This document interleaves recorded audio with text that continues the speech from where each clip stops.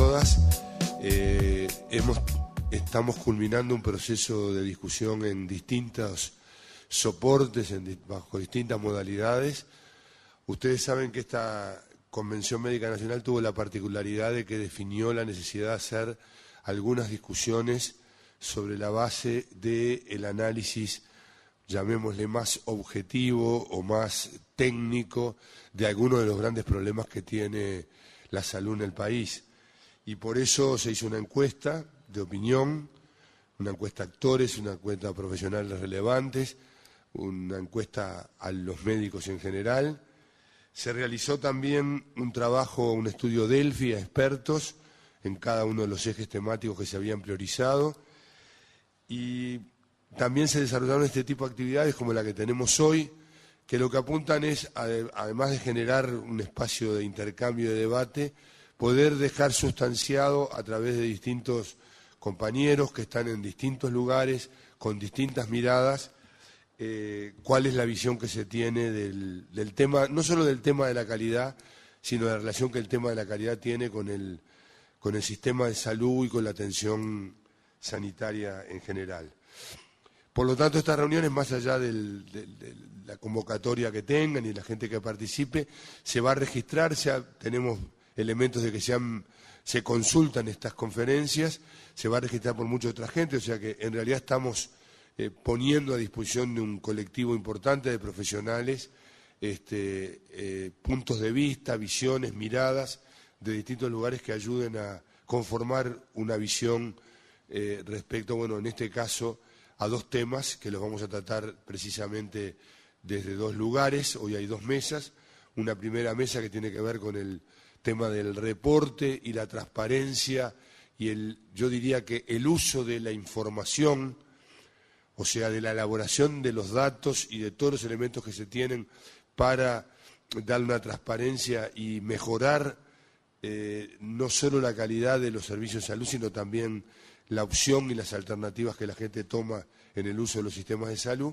Y una segunda mesa que va a estar ligada al tema de la participación, el papel y el rol de los usuarios del sistema de salud, también de cara a estos objetivos de mejorar la calidad.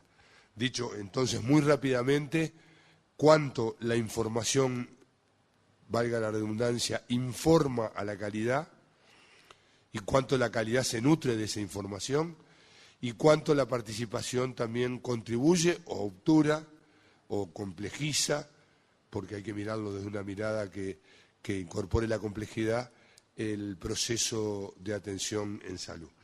Hoy teníamos dos mesas, hay una primera mesa que va a estar coordinada por el doctor Margolis, que está vinculada, como decía entonces, a el tema del reporte de la actividad en salud, que está integrada por varios calificados colegas.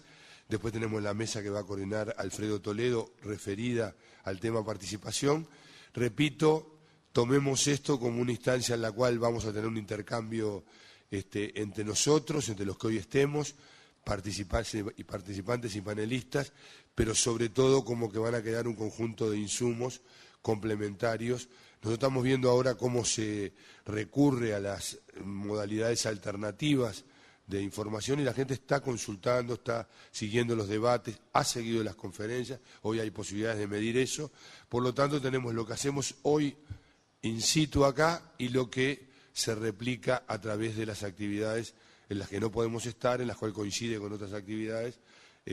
Nuevas formas, tenemos que ver cómo lo presencial y lo virtual no se contraponen y cómo también, aquí se está conjuntando muchas miradas. También acá hay cruces generacionales expresados a través de los soportes y las tradiciones a través de las cuales hemos habitualmente entendido el debate. Hoy el debate puede darse de muchas maneras.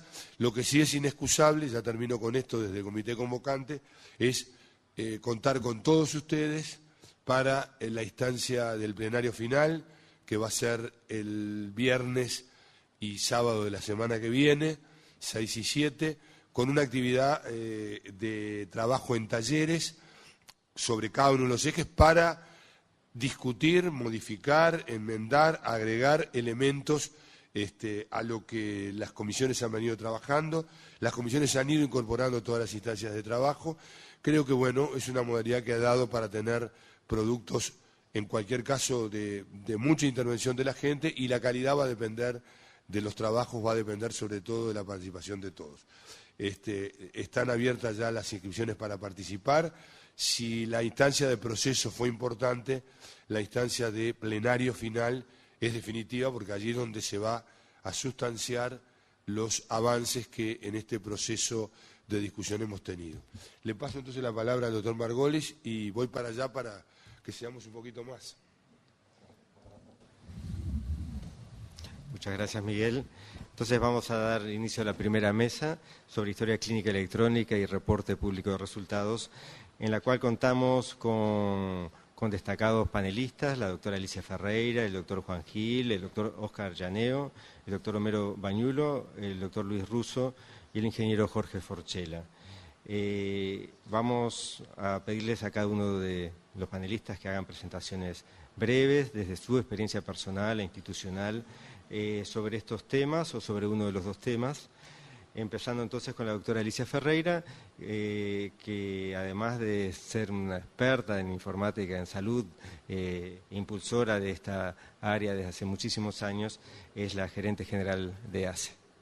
La experiencia que tenemos en ACE con respecto a la implementación de la historia clínica electrónica, y lo que voy a hacer es una presentación breve, como nos pidió Álvaro, enfocada sobre todo en cuál ha sido la experiencia, los resultados con respecto al uso de la historia clínica por parte de los médicos en estos años que llevamos implementando esta herramienta que obviamente mejora la calidad y aporta la mejora de la calidad, pero siempre y cuando obviamente se utilice de manera sistemática, y eso es uno de los temas importantes. Entonces, rápidamente, y a los efectos simplemente de recordar cuál es o qué es ACE o cómo se compone su población, recordar que ACE tiene un 34% de la población, la cobertura de la población es del prestador público más importante en el Sistema Nacional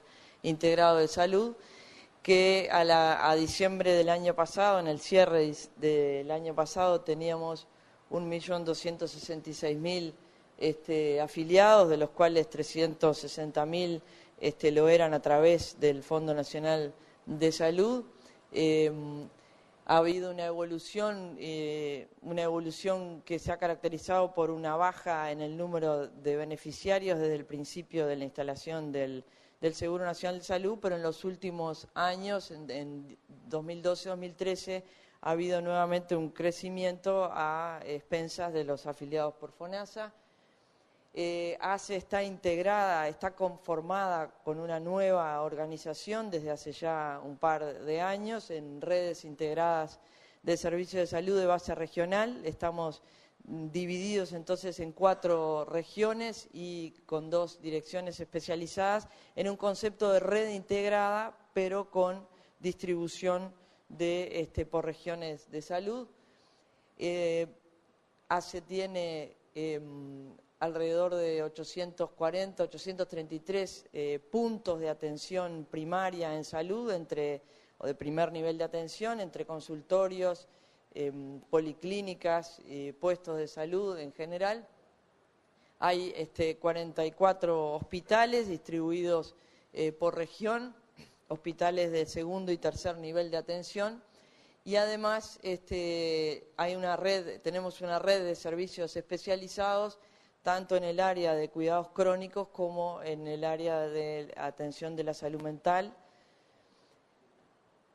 A diciembre del 2013 había 27.000 personas trabajando en ACE, con una distribución por tipo de contrato de la mayoría, 21.000 en el rubro cero, es decir, trabajadores de ACE presupuestados, y la distribución por categoría o por función mostraba que teníamos 9.320 médicos, 9.000 enfermeras y el resto tecnólogos y otros trabajadores de la salud, otros funcionarios, lo que hace alrededor de 33.000 contratos que son más que el número de personas porque sobre todo los médicos tienen algunos 2, 3 y hasta 5 contratos en ACE, por eso la diferencia entre el número de personas y el número de contratos. ACE ejecutó un presupuesto que ronda los $900 millones en el último año y ha habido a lo largo de los años un crecimiento importante en lo que es la proporción o el porcentaje de ese presupuesto que se asigna a remuneraciones, alcanzando el 62%. Y con respecto a los números o a los datos de producción, estos son algunos de los números. Hay alrededor de 8.500.000 consultas ambulatorias. Esto ha ido creciendo a lo largo de los años, al igual que las intervenciones quirúrgicas, y los partos se han mantenido en alrededor entre 17.000 y 18.000 partos por año. ¿Cómo se ha incorporado, cómo se ha iniciado o se ha incorporado las tecnologías de la información y las comunicaciones en ACE?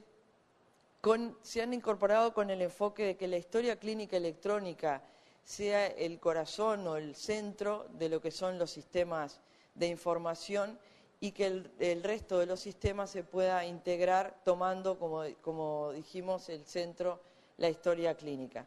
Y el objetivo o lo que esperamos con respecto a la incorporación de tecnología es que mejore, como decíamos hoy, la calidad de atención y obviamente todo el resto de los procesos, tanto asistenciales como administrativos, que apoyan al mismo tiempo esa mejora en la calidad de atención, al tiempo que también permite registrar y sistematizar la información clínica y la información de desempeño de esta institución con el objetivo de lo que estamos discutiendo en este grupo, que es el reporte de las actividades y del trabajo que está haciendo en particular esta institución en la que estamos.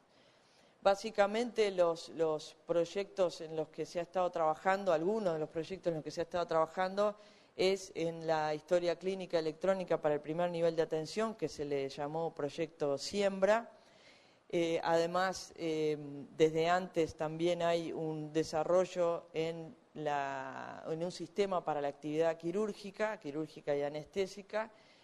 Se está implementando también una historia clínica de emergencia y egresos hospitalarios a través de un convenio, de un préstamo internacional, y además se ha comenzado a incursionar junto con el proyecto de salud en la implementación de la teleimagenología dentro de lo que es la implementación de la telemedicina. Y lo que me voy a recibir específicamente lo que me voy a referir es a lo que ha sido la implementación del proyecto Siembra, del programa Siembra. En 2009 fue que comenzó este proyecto, trabajó un equipo multidisciplinario con médicos, informáticos y licenciados en registros médicos.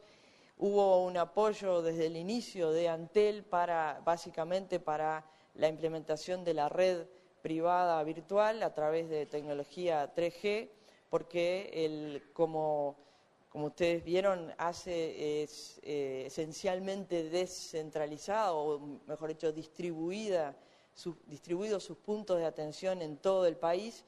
La lógica era que la historia clínica electrónica para el médico rural, para el médico de familia, para el médico que trabaja en el primer nivel de atención, tuviera una tecnología, es decir, tuviera una conectividad inalámbrica de tal manera de poder acceder a la historia y registrar desde cualquier punto del país.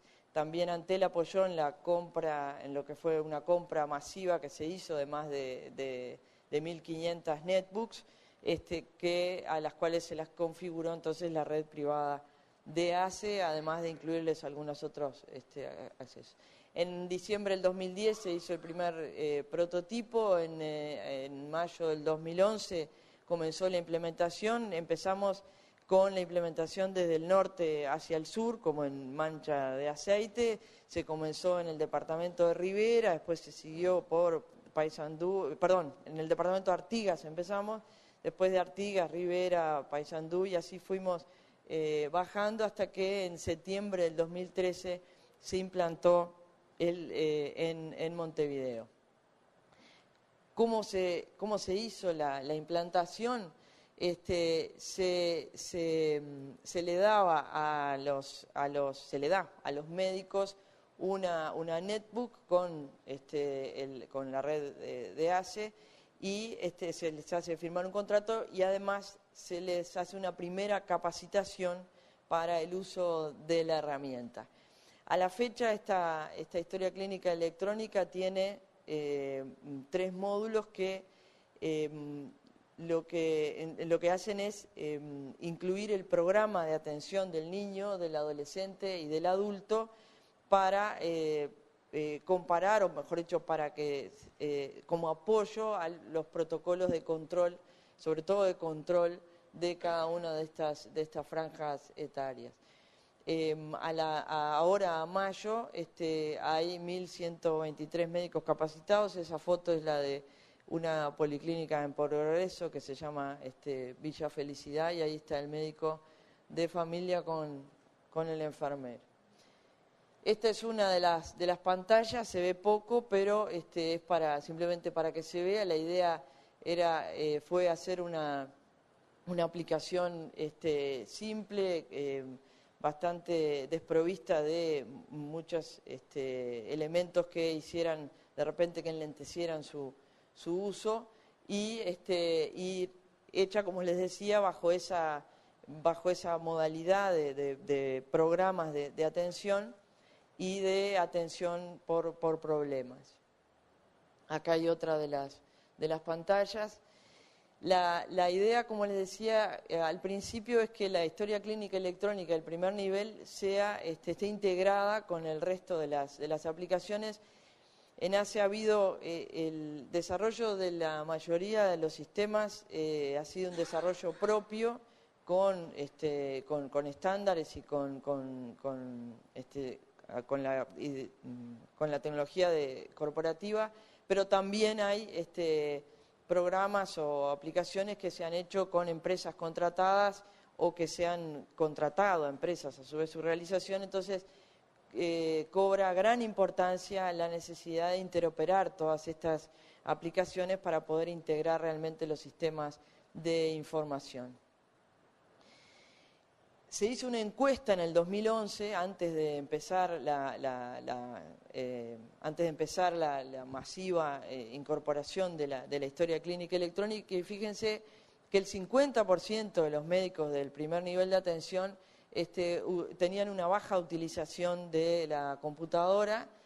El 70% nunca había hecho un curso a distancia, un curso por telemedicina, es decir, por educación a distancia.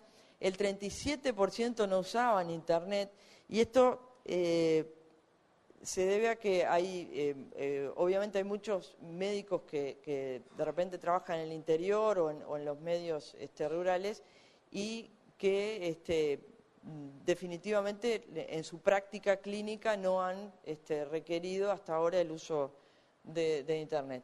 Y el 38%, una cifra que quizá en el 2014 o en el 2011, mejor dicho, cuando se hizo esa encuesta, parecía elevada para los profesionales médicos, no tenían ni siquiera casilla de correo electrónico. En el 2013, ahora en julio del 2013, el año pasado, se hizo una segunda encuesta ya con 2 años y pico o 3 años de implementación del sistema, del programa Siembra, para ver justamente cuál había sido la respuesta, cuáles habían sido las dificultades que encontraban los médicos para el uso de la herramienta. Y una de las dificultades más señaladas fue el tema de la conectividad.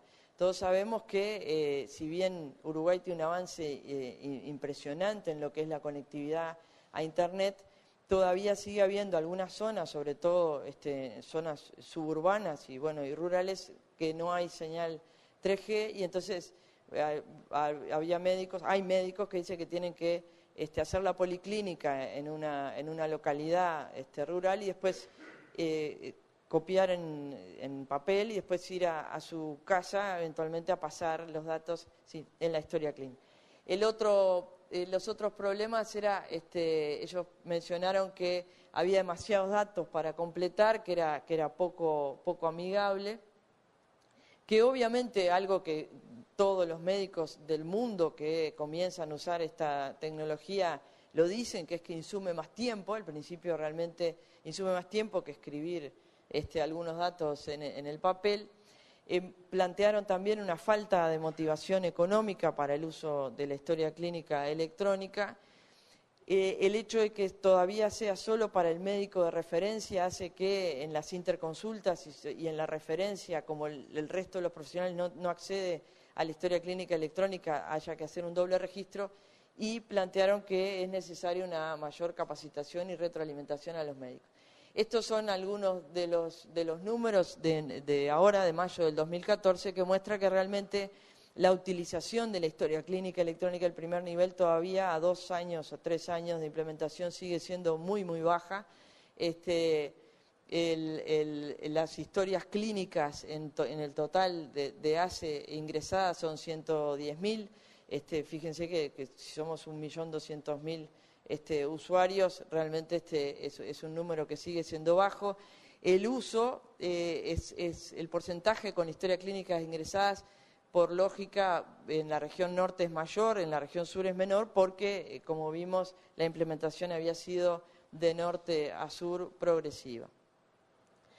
Y le pongo esta diapositiva ya para ir terminando, porque quiero comparar, si bien no les mostré cómo era el otro sistema informático que usan los anestésicos quirúrgicos en ACE, que es un sistema que también comenzó ya en el 2009, en el 2011, todos los bloques quirúrgicos de ACE estaban conectados, y simplemente para comentar algunas diferencias que tal vez, por ejemplo, la conectividad obviamente, como es en los establecimientos de ACE, es a través de la red física de ACE, entonces no hay problema de conectividad. La están usando ya el 100% de los cirujanos y anestesistas, residentes también de todas las especialidades. Tiene una motivación económica, de hecho comenzó de esa manera, después se transformó obviamente en un instrumento de registro clínico, pero la motivación es el cobro de la variable anestésico-quirúrgica. ACE es quien hoy en Uruguay tiene la mayor base de datos de intervenciones quirúrgicas. Hay más de 170.000 intervenciones quirúrgicas con todas las variables completas, además de todos los datos que incluye una intervención quirúrgica y además la descripción operatoria en texto, o sea que es una herramienta que además tiene validación médico legal y tiene además un monitoreo y una retroalimentación por los propios médicos. Entonces, ¿cuáles son los próximos pasos y desafíos? Es incorporar a otros médicos, es decir, que el uso de la historia clínica en el primer nivel realmente sea extensiva a todos los profesionales, fortalecer la mesa de ayuda. Ahora tenemos unos médicos que van a hacer capacitación y mesa de ayuda, mejorar el diseño, obviamente, para que sea más amigable, avanzar en la integración, como dije, y además estamos ya trabajando, pero hay que fortalecer eso que el variable del primer nivel de atención, que es otro de los pagos por desempeño que hacemos en ACE, esta vez en el primer nivel, está asociado al llenado correcto y completo de la historia clínica del primer nivel. Así que espero no haberme pasado mucho. Gracias. Seguimos con el doctor Juan Gil, que es profesor agregado de métodos cuantitativos de la Facultad de Medicina y asesor médico del proyecto FemiSalud Digital. Gracias, Álvaro. Buenos días a todos. Bueno, la idea de focalizarnos en 10 minutos, que fue lo solicitado por la organización, es tratar desde mi experiencia o desde la vista, de haber participado hace 5 años dentro de un proyecto de implementación de historia clínica electrónica, y y un poco haciendo el foco en el tema de fondo, que es el reporte de resultados en cuanto a la elección de los usuarios. Quiero no hacer el foco específicamente en historia clínica electrónica, porque creo que en realidad la historia clínica electrónica es un simple medio para la obtención de resultados. Entonces, la idea es simplemente repasar un poquito brevemente lo que consideramos que quizás es el sistema de información en salud, donde la historia clínica electrónica integra o forma parte importante de ese sistema de información. Yo voy a quedar un poquito opacado luego de la presentación de Alicia en cuanto a la preparación de la presentación, pero era simplemente como una especie de guía para mí, más que la presentación, y tampoco traje ningún tipo de estadísticas respecto. Pero bueno, básicamente quisiera simplemente refrescar un poquito cuáles son, cuando se trata de implementar una historia clínica electrónica en una institución, cuáles son los objetivos que se persiguen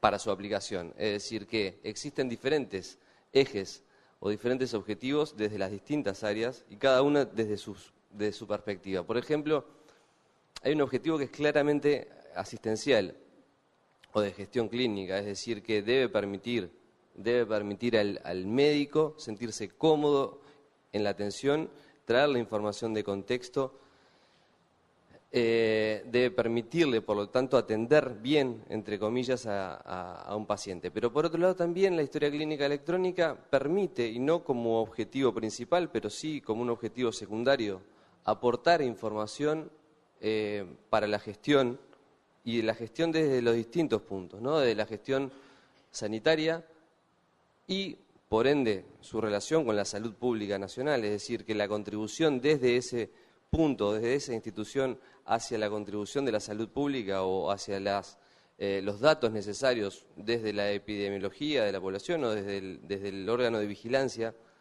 que es el Ministerio de Salud Pública, y obviamente que también deben permitir y desarrollar objetivos que puedan tener las personas en cuanto a investigación, sea investigación individual, sea investigación poblacional, sea investigación epidemiológica o sea investigación clínica. Para desglosar un poquito simplemente en cada uno de esos puntos, de gestión clínica, mejorar la calidad de la atención. Yo creo que esto estamos un poquito focalizando respecto a lo que nos atañe, es decir, que si estamos hablando de calidad de la atención, tenemos diferentes puntos a través de los cuales se le puede. Desde el punto de vista personal y como médico, al yo atender, ¿qué me aporta la historia clínica electrónica al momento de atender? Bueno, me aporta mucha información de contexto que hoy por hoy no tengo, o que sí tengo pero en forma desordenada o que tengo que buscar. Es decir, que en realidad es información que tengo estructurada y fácilmente accesible para yo consultar, no solamente en cuanto a los antecedentes del paciente que se los puedo interrogar, sino a un listado o a las consultas, un listado de consultas previas u organización organizada y estructurada a nivel de antecedentes y la paraclínica que se viene realizando o que se ha realizado el paciente. ¿Qué otra cosa nos puede permitir? Estandarizar la práctica asistencial entre distintas instituciones. Es decir, que si de alguna manera es un proceso organizado o en una definición en cuanto a definir determinadas estructuras de registro, podría permitir estructurar o estandarizar la atención o el mecanismo de registro asistencial en las distintas instituciones. Para eso hay mucho trabajo por delante, obviamente. Permite aportar recordatorios, es decir, que a la hora, y eso yo hace 2 años exactamente que dejé de hacer asistencia, lamentablemente me trae un poquito a veces, pero una de las cosas que a mí me hubiera gustado mucho tener cuando estoy utilizando un sistema de historia clínica electrónica es poder tener recordatorios sobre medidas preventivas, por ejemplo, es decir, que establecer y configurar, porque el sistema se puede configurar en función de determinados atributos del paciente, si el paciente tiene tal edad y es de sexo femenino y el último control de tal cosa se lo hizo hace 2 años, configura una alerta de que ese paciente debe realizarse este tipo de control. Y eso apunta principalmente a los exámenes de screening que son definidos en realidad por el Ministerio de Salud Pública y que son de alguna manera obligatorios, hacer realizados para cada uno de los pacientes y vinculados sistemáticamente también con las metas que se pone el organismo sanitario. Implementación de protocolos de manejo de enfermedades crónicas. Y en esto obviamente que ayuda muchísimo a estandarizar, no solamente al tratamiento, sino justamente para el establecimiento de recordatorios y monitoreo de esas enfermedades crónicas. Obviamente que esto retribuiría en una mayor eficiencia en la atención. ¿Por qué digo y pongo el condicional? Porque evaluar el retorno de la inversión en este tipo de aplicaciones es muy difícil, porque es un retorno que no es fácilmente cuantificable y todavía necesitamos recorrer bastante camino como para poder medir el impacto. ¿Qué otra cosa? Desde el punto de vista del paciente, mejorar la seguridad de los pacientes. Bueno, ayudar al médico en cuanto a la elección del tipo y dosificación de las drogas. Yo creo que los sistemas de prescripción ayudan muchísimo, no solamente al médico a identificar y a no equivocarse en la elección de un determinado fármaco o en la elección de una determinada dosis,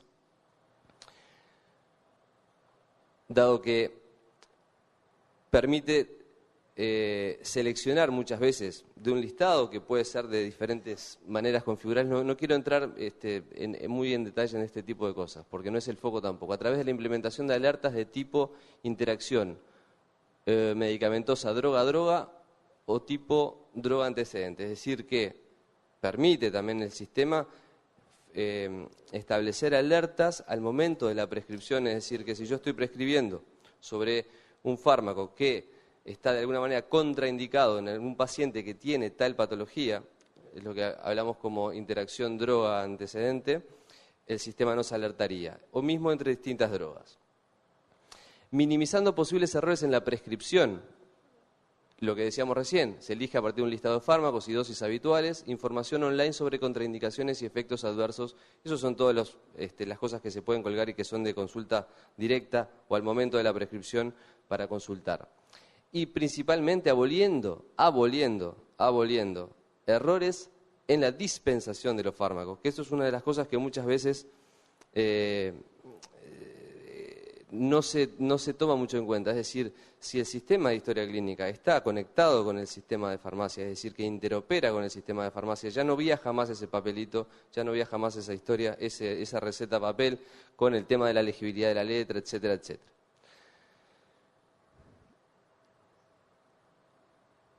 Gestión y planificación. Desde el punto de vista ahora, desde la gestión y planificación de los servicios de salud o de la oferta de servicios. Y acá es donde yo me quiero detener un poquito también en cuanto a uno de los principales beneficios que le veo yo al sistema de historia clínica electrónica, no en sí, sino por el mecanismo de registro y por lo que nos va a permitir también desde el punto de vista de la gestión. Nos va a permitir conocer la epidemiología de la población usuaria. Hoy por hoy, la epidemiología, para poder conocer la epidemiología nacional o de la población, necesariamente se ha partido en la realización de encuestas, porque no hay otro mecanismo, no hay registro, por ejemplo, de las patologías crónicas.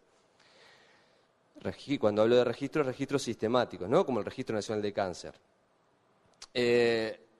Entonces, de alguna manera nos va a permitir comenzar a conocer la carga mórbida de la población a la que yo asisto, ¿no? Si estoy parado desde una institución, decir, bueno, a ver, ¿qué tienen mis usuarios? ¿De qué se enferman? ¿Qué es lo que tienen? ¿Cuál es el peso o cuál es la carga? Justamente la terminología es esa. ¿Cuál es la carga mórbida de mi población afiliada? Conocer los motivos de consulta más frecuentes, enfermedades crónicas prevalentes, grado de control de problemas de salud y la eficiencia de la atención. Es decir, que no solamente toda esa información, que no paro, ¿no? Porque hay muchísimos ejemplos, una vez que podemos registrar estructuradamente en la historia clínica, podemos obtener retorno de esa información. Y ahí es la reutilización, la reusabilidad de la información es muy importante cuando se piensa en una ficha de registro también en la historia clínica electrónica. ¿Por qué? Porque al médico no le podemos poner, no nos pueden poner todo estructurado para registrar de manera todo estructurado, elegir de combos, sino o a partir de 3 opciones, pero tampoco ese sería el ejemplo máximo o el máximo de reutilización si ponemos todo estructurado. y si pasamos al otro es todo en texto libre. Pero ¿qué pasa? Tampoco voy a poder, se le da muchísima libertad de registro, pero tampoco voy a poder reutilizar esa información con otros fines. ¿Qué es lo que nos permite, por lo tanto, desde el punto de vista de la gestión? Bueno, empezar a tener la posibilidad de medir los tiempos del proceso de atención. En estos 5 años me ha tocado relevar muchísimas instituciones, relevar los procesos asistenciales en las distintas instituciones, de los departamentos de emergencia, de los procesos del ambulatorio, del proceso de internación. Y una de las cosas, por focalizar en los sistemas de emergencia, una de las cosas que hoy por hoy es muy difícil de medir son los tiempos de la atención. Desde que el paciente se presenta, desde que alguien, desde el punto de vista asistencial, sea nurse, sea médico, sea lo que fuera, pero el equipo asistencial se le presenta, es decir, lo que comenzaría o definir, ¿cómo definimos hoy operacionalmente cuándo comienza la atención de un paciente? Cuando alguien lo hace pasar, cuando alguien lo empieza a interrogar, cuando alguien le administra algo, es decir que esos tiempos hoy por hoy son muy difíciles de definir. ¿Y por qué? Porque están siendo no son fácilmente medibles. ¿Y qué es lo que nos permite a través, de alguna manera, estandarizando estos procesos a través del registro? En una historia clínica electrónica es justamente poder conocer o empezar a conocer o acercarnos a los tiempos del proceso asistencial. Cuantificar el número de reconsultas, bueno, es muchísimas las cosas que se pueden hacer. Entonces, ¿por qué cuando yo decía, no me quería ir, no estaba seguro de la posición esta, pero justamente, ¿cuál es la reflexión que queremos de alguna manera tener hoy? Es esto que de alguna manera nos va a permitir obtener información y que va a ser fácilmente obtenible a través de este tipo de registros, porque estamos en una coyuntura nacional en la cual ya no hay duda de que la historia clínica electrónica es y va a ser nacional. ¿Qué es lo que tenemos que hacer para que de alguna manera, ahora que sí vamos a tener posibilidad de tener resultados y que van a ser medibles esos resultados, se pongan a disposición o no? Yo creo que ahora, hoy por hoy, va a pasar más por la voluntad y no tanto, porque hasta el momento quizás el hecho de no tener qué cosas publicar era porque tampoco se podían medir. Pero hoy por hoy que vamos a entrar en un proceso de que esa medición va a ser factible, bueno, tengamos entonces en cuenta que ahora ya no va a ser un problema de que no se puede, sino de voluntad de poner a disposición o no al resto de los usuarios. Muchas gracias. Muchas gracias, Juan. Creo que interesante después para conversar en el panel y en la discusión es cómo fue la adopción de los médicos en este proceso que está viviendo el proyecto FemiSalud Digital, que quedó un poco soslayado, pero creo que vale la pena comentar sobre ese punto en particular. Ahora, siguiendo con el panel, vamos a escuchar al doctor Oscar Llaneo, que es especialista en salud pública e integrante del equipo técnico del Fondo Nacional de Recursos, para contarnos una visión no ya de la historia clínica electrónica, sino de la obtención de indicadores y su uso por el propio organismo y su uso eventualmente público. Bueno, como bien decía Álvaro, el enfoque va a ser hacia el public disclosure, ¿no? Es decir, la divulgación pública de resultados y cuál es el impacto que ello determina, cuáles son los temas que están atrás de este tema, digamos, de la divulgación pública de resultados, ¿no? Sin duda que dentro de lo que es el debate sobre el tema de la divulgación pública de resultados, esto arranca mucho tiempo antes, sino que por allí por la década de los 80, ¿no? Fines de los 80, inicios de los 90, cuando empiezan a aparecer fundamentalmente en Estados Unidos, ¿no? La divulgación pública de los resultados de mortalidad a nivel hospitalario en forma comparada, así como también los niveles de performance en cirugía cardíaca, inclusive individualizados por cirujano, por técnico, ¿no? Siempre ha sido un tema que ha generado debate, ¿no? Porque aquí en la gama de opiniones están desde los que defienden acérrimamente esta estrategia, ¿no? A aquellos que dudan de su efectividad, ¿no? Sin duda que en esa época también es cuando aparecen muchos artículos, una serie de artículos que muestran experiencia, evaluación de la evidencia, ¿no?, respecto a la efectividad de esta estrategia, ¿no?, y también aspectos que son de índole política, destinados a mejorar las políticas vinculadas en el ámbito de la salud, ¿no? Esto de manera un poco de introducción, digamos, ¿no?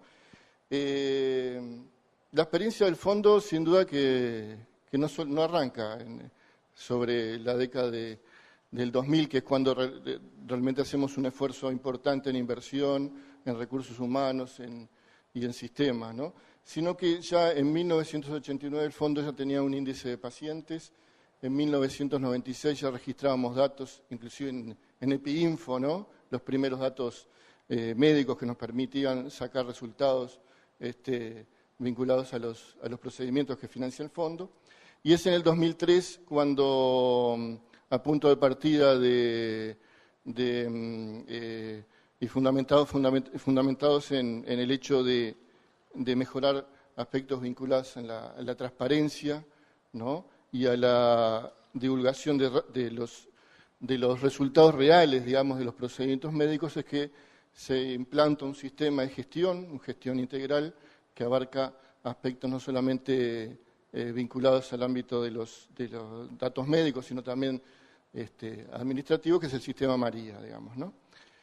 Es así que también se genera un programa de trabajo, un programa de evaluación de resultados, que busca en forma comparativa divulgar resultados vinculados a lo que es los procedimientos que financia el fondo, ¿no? En esta primera diapositiva, digamos, mostramos los reportes que existen. Acá los datos muestran datos comparados por proveedor, o sea, por prestador, digamos, ¿no? Datos de angioplastia en series que están en el 2007 en la actualidad, ¿no? Datos vinculados a la artroplastia, cirugía cardíaca y también hemodiálisis, ¿no? ¿Esto cómo es?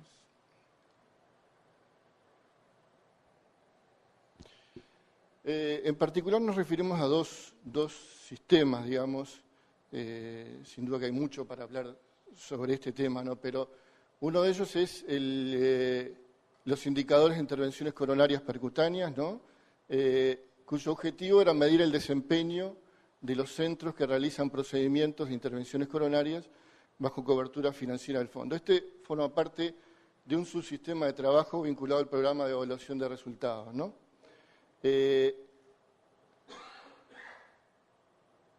Estos reportes que se publican están disponibles al acceso de los técnicos y también de los usuarios de nuestro sistema de salud.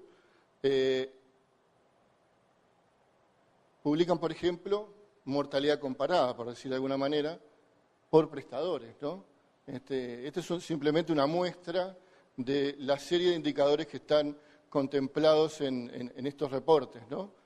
En donde se compara la mortalidad esperada con la mortalidad observada por prestador, ¿no?, a manera de ejemplo, ¿no? Sin duda que también dentro de los reportes públicos hay otro tipo de resultados, como tasa de infecciones, complicaciones, eventos adversos.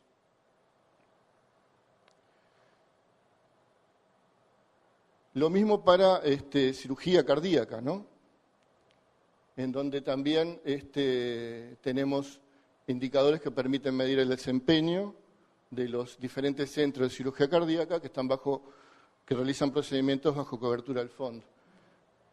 Informes que están públicos, accesibles. A manera de ejemplo también mostramos, ¿no?, mortalidad esperada versus mortalidad observada, comparada por centros.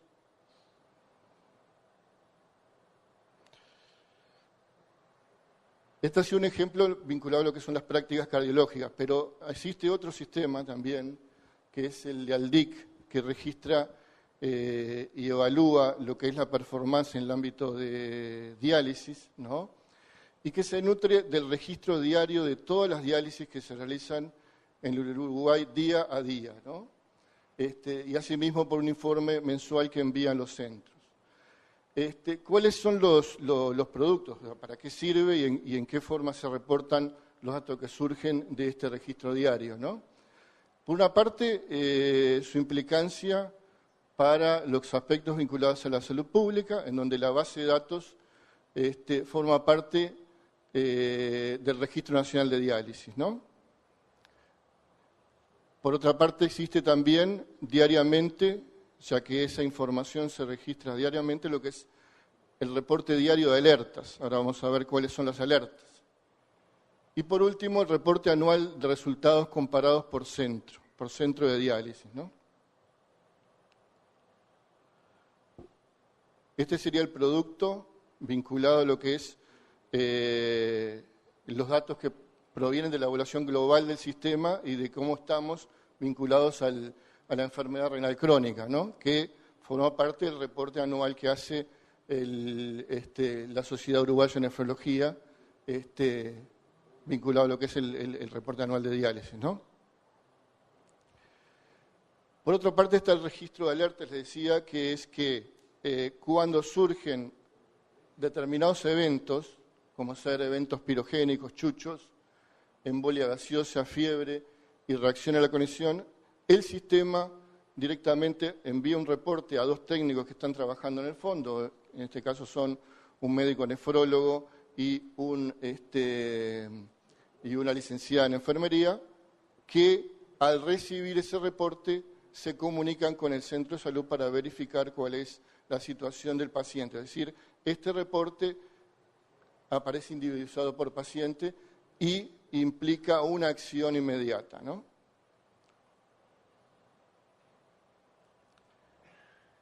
Y por otra parte son los resultados anuales más vinculados a la temática, ¿no?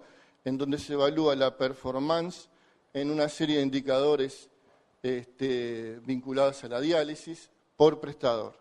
Esto implica que esto también está publicado en la página del Fondo Nacional de Recursos, no en este formato, sino en un formato individual por cada centro, donde esa serie de indicadores lo que se hace es, se mantiene una entrevista directamente con el centro y se le indica en qué lugar está o en qué nivel está vinculado a los indicadores promedio de todo el sistema, ¿no? Es decir, aquí tenemos indicadores de producción, indicadores de calidad de diálisis, de resultados, ¿no? Y a su vez se grafica. Por ejemplo, este es un ejemplo de un centro en el cual se evalúa la media de chuchos por 1000 diálisis, digamos, en su serie, en este caso 2004-2013, en donde verde es la media, digamos, de todos los centros, y el azul es el nivel de performance del propio centro, ¿no?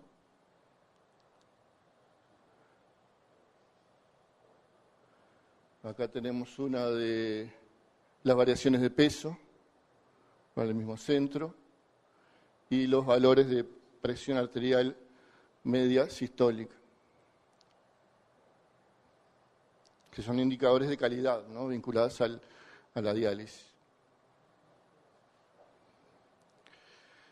Por último, para mostrar otra forma de divulgación de resultados son los reportes específicos sobre algunas técnicas o medicamentos financiados por el fondo, como ser, por ejemplo, en este caso mostramos la evaluación de tratamiento de 2 fármacos de alto costo vinculados al cáncer de riñón, ¿no? En el 2011 también evaluaciones de tratamiento ayudante con trastuzumab en el cáncer de mama, o también el hecho de los resultados del bevacizumab en cáncer del colon rectal metastásico, digamos, ¿no? Es decir, el espectro, digamos, es variado, digamos, en cuanto a la forma como mostrar resultados. Tenemos, por un lado, reportes públicos, reportes de seguimiento, que se van mostrando en la medida que van surgiendo incidentalmente, y también evaluaciones retrospectivas de los procedimientos que financia el fondo, ¿no? Yo creo que esto, a manera de redondear al final, lo que yo quería decirles es que hay que trabajar mucho también, o debemos trabajar mucho por hacer que la forma de divulgación de resultados sean entendibles también para el ciudadano, ¿no? Yo creo que esto es un desafío para el fondo, también para el sistema de salud en Uruguay, focalizando fundamentalmente en aquellos indicadores que muestren prioridades que sean colectivas, digamos, ¿no? Bueno, no sé si queda alguna pregunta.